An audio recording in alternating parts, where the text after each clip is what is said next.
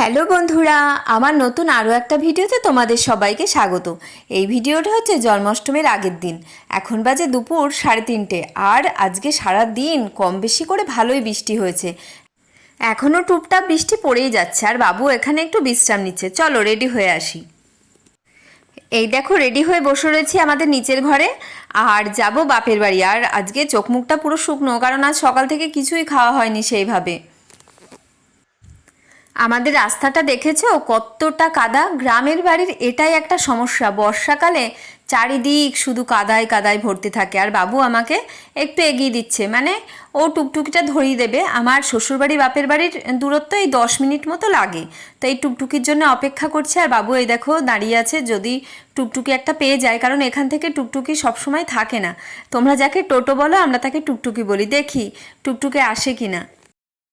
আর আমাদের বাড়ির সামনে এই দেখো শিব মন্দির আর ওটা কালী মন্দির আছে, আর সামনে দিয়ে চলে গিয়েছে রাস্তা। যদিও এইদিকে কাদা খুব বেশি হয়, কারণ গ্রামের মধ্যে তো, কিন্তু আমার ভীষণ ভালো লাগে। গ্রামের একদম চুপচাপ পরিবেশ, নিশ্চুপ হয়ে থাকে। আর এই দেখো এটা দুধ মিল, এখানে বিভিন্ন জায়গা থেকে দুধ আসে। চলো বলতে বলতে টুকটুকিটাও পেয়ে গেছি, এইবার তাড়াতাড়ি বাড়ি যাওয়া যাক।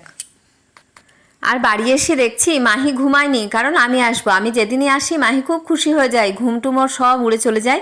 চলো আমি আর মাহি যাব এবার ঠাকুর মন্দিরে, কারণ তোমরা জানো পরের দিন হচ্ছে জন্মাষ্টমী। জন্মাষ্টমীর আগে তো ঠাকুরের একটু নতুন পোশাক পরাতেই হবে, তো সেই জন্যে চলে এসেছি এইখানে। এবার ঠাকুরকে একটু পোশাক পাল্টিয়ে দেবো।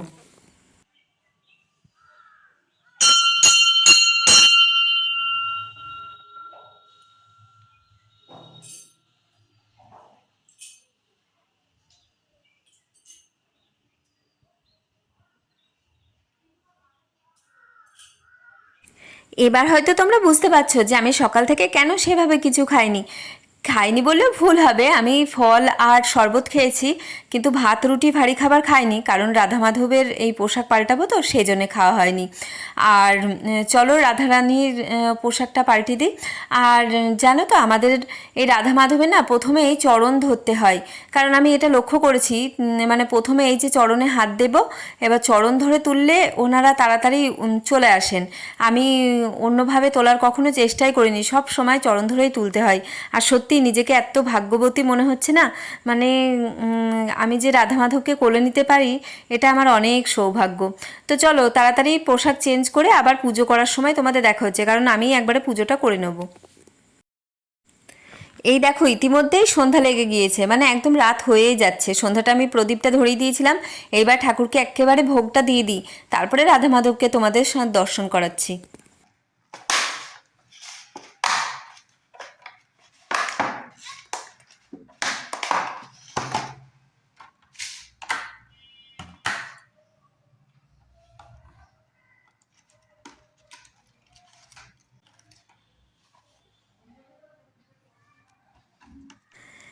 এই দেখো বন্ধুরা, ভোগ লাগানো হয়ে গেছে রাধা মাধবের।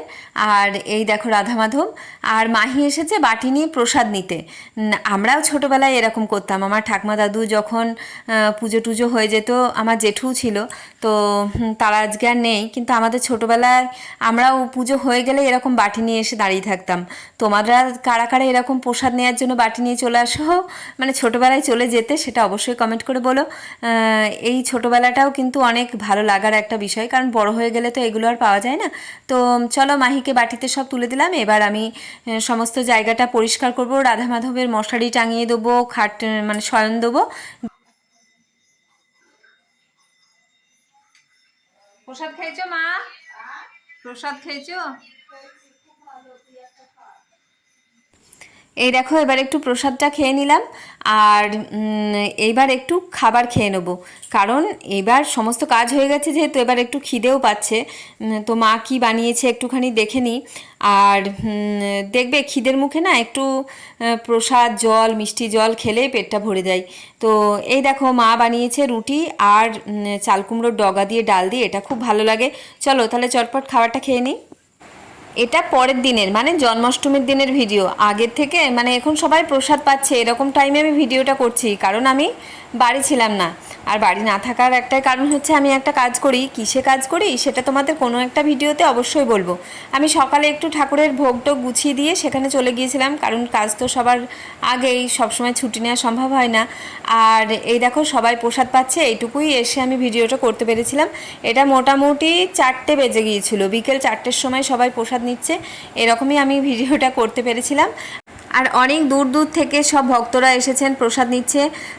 প্রসাদের মধ্যে অনেক কিছু আয়োজন ছিল, কিন্তু তোমাদের বললাম যে একটা বিশেষ কারণে আমি কিছুই ভিডিও তুলতে পারিনি। আর এ দেখো খিচুড়ি, তরকারি এসব নিচ্ছে। আর যেহেতু জন্মাষ্টমী, বড়া, মালপোয়া, লুচি এগুলো তো থাকবেই। তো এই সমস্ত আয়োজন করে যেটুকু সাধ্য অনুসারে এগুলো করা হয়েছিল। চলো এবার রাধা মাধবকে দেখে নিই, কারণ তাকে ছাড়া তো সব অসম্পূর্ণ। এই দেখো রাধা মাধবকে কত সুন্দর লাগছে। তাহলে সবাইকে আবারও শুভ জন্মাষ্টমী।